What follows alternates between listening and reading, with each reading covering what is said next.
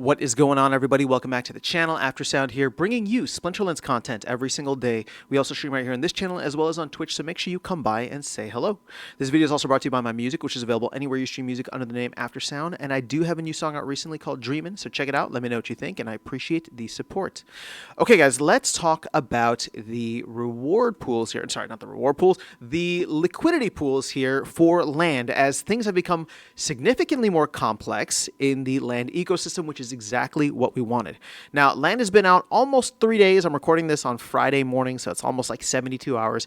And what you'll notice here is that compared to the grain pool, wood, stone, and iron are still relatively small. Now, this is not surprising. This is not a bad thing, right? Because it just goes to show that people aren't going to go out there, buy a ton of a very scarce resource at a very high price, and then put it into the pool, right? What people are doing, myself included, is waiting until we can mine more of the resources, right? Whether it's wood, stone, or iron, and then, or harvest more of the resources, and then pair that with DEC and get into the liquidity pools. So you can see here, wood is the main thing that I have. I have forests and jungles, and so I have a very small percentage point, but I'm just slowly adding it in rather than selling the wood. I probably would have gotten a decent amount just because I've seen the price dropping over time as people start to sell more and more of the resource as it becomes less scarce. But either way, that doesn't really matter to me. I just want to put stuff in and let it sit there for the long run and see what happens, right? Earning fees essentially from day one or day two.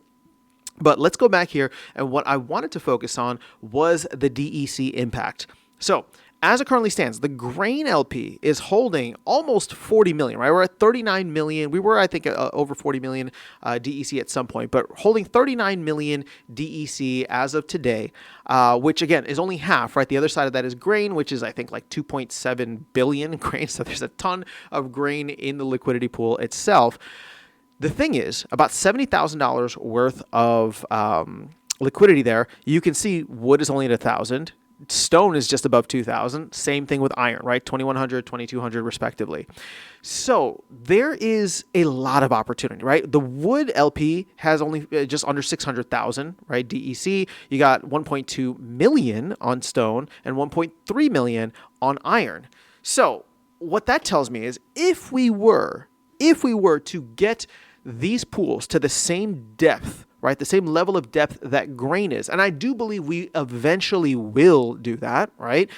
We eventually will do that just because, obviously grain, even though grain is like probably going to be one of the most used, we're going to see other things pop up in place for wood, stone, and iron rather than just SPS and research, right? Especially if there's going to be other things that you can start creating, whether it's the conflict wagons in Conclave Arcana, whether it's revival potions, whether it's any of the other things that the team wants to do to give direct utility to more of the land resources and just working land in general. That is something that we are going to see where people will want to have, less slippage, less, easier or less price impact. And so therefore there's going to be this benefit of providing liquidity, and slowly and steadily, I think that's going to eat up significantly more DEC. So what does the impact of that look like? Well, I mean, if we're already at 40 million for grain, and let's just assume we're close to zero for the rest of them, I mean, that's anywhere from like 100 to 120 million DEC that would get eaten up by land liquidity pools, right? Simply wood, stone, and iron. So, in the future, when Matt was talking about having 50 plus resources and all of them requiring DEC, that's why he was getting excited about the fact that this would soak up a ton of DEC. Because not just that, there's still another 6 billion DEC that needs to, go on land to essentially work it. We're only at 20% of land right now, less than 1.5 billion DEC. So as we move forward, and again, this doesn't need to be a massive spike. I think it'll be slow, steady, and organic. But I do believe these pools are going to start eating a lot more DEC. And when I say eating, obviously, it's not burning DEC. They're going to just be acquiring it slowly and steadily. And we'll see the depth of these pools start to grow into the thousands, into the tens of thousands, and maybe up to where grain is now as we move through time and more utility comes to land. So that being said, let's take a quick look. Let me jump over to Splinter Cards because we are seeing DEC already close to peg. We know that there's another massive DEC demand catalyst coming in with Conclave Arcana. Actually, let me update this now.